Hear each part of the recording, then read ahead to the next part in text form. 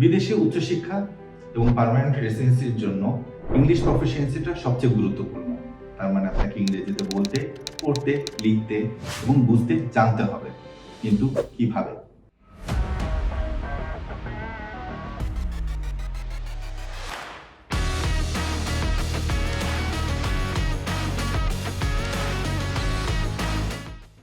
আমি সবাইকে সবসময় সাজেশন দিই সিএনএন বা বিবিসি নিউজ শোনার জন্য। কিন্তু যখনই এই কথাটা বলি, অনেকে আমাদেরকে বলে যে আমরা বিবিসির খবর শুনি না, কারণ তারা এত ফাস্ট কথা বলে সেটা আমরা বুঝতেই পারি না।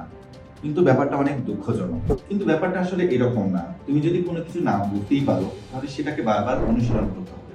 তুমি যদি প্র্যাকটিসই না করো, তাহলে সেটাকে উন্নতি হবে কি করে? ওকে, ব্যাপারটা অনেকটা খুলেই বলি। তুমি যখন অনেক ছোট ছিলে, তোমার 6 মাস বা 1 বছর বয়স, তুমি কি যা যা বলতে সবকিছু তুমি বুঝতে পারতে? অবশ্যই না।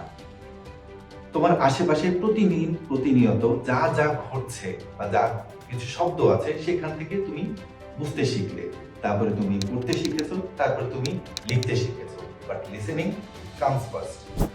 এই রকম ইংলিশের দক্ষতা বাড়ানোর জন্য এবং নতুন নতুন ট্রিক শিখতে ফলো করুন ইমাই ইংলিশ একাডেমিকে।